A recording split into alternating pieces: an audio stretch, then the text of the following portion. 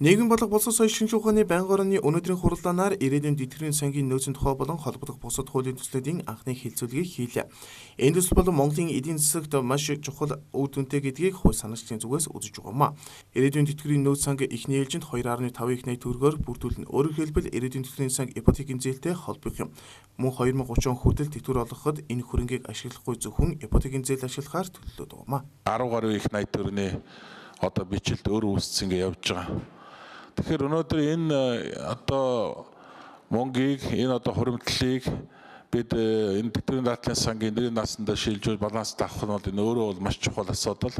За энэ өөрөө жилдээ 250-аас 300 тэрбумын үйл хөдлөлийн эргэн төлөлт мөн хүүгийн орлогоор бол өсөд явах боломжтой.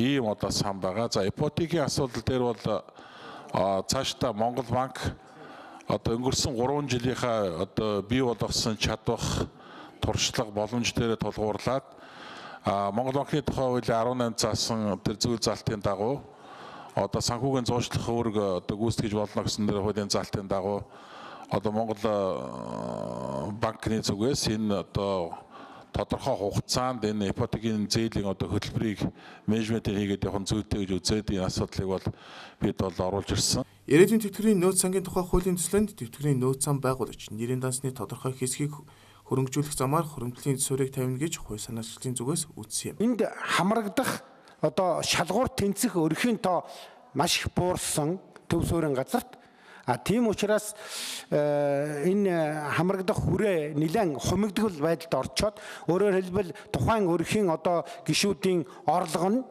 энэ банкны зээл олгох шалгуурт хүрэхгүй сая төгрөгнөөс бага сарын орлого нь багтай. Тэгэхээр 5% гэхээр энэ бол шалгуурт нь арай доошлоод ингээд юу гэдгийг 500-600 мянган төгрөгийн сарын орлоготой хүмүүс айл өрөх ингээд хамрагдах боломж бүрдчихэж байгаа. Гэтэл урьдчилгаа төлбөр 30% гэдэг нь тухайн худалдааж авах орон сууц жишээлбэл 80 сая байвал түүний 30% гэдэг ингээр бас нэлээд өндөр бөө мөнгө төлжээж энэ шалгуурыг давж гарах анхны болцол нь энэ байхгүй.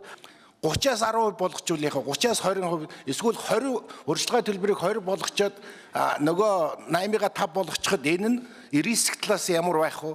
Өрөх гэрийн талаас ямар байх вэ гэдэг энэ бол тусдаа асуудал. Хүн амын насч эдийн засаг санхүүгийн нөхцөл байдлаас шалтгаалan зайлшгүй тохиолдож болзошгүй тэтгэврийн даатгалын сангийн ирээдүйн алгадал, нэрийн дасны тогтолцооноос хагас хуримтлалын тогтолцоон шилжих тохиолдолд шаардлагадаг шилжилтийн зарлыг тус санхүүжүүлэх зорилгоор тэтгэврийн нөөц сан байгуулах шаардлагатай гэж үзжээ. Мөн хөрөнгийн зах зээл урт хугацаатай их усүрэд нэмэгдэхээс гадна төрөөс иргэд үзүүлэх орон сууцны хөнгөлтийн бодлогыг үүнтэй уялдуулан хэрэгжүүлэх боломж бүрдэж байгаа юм.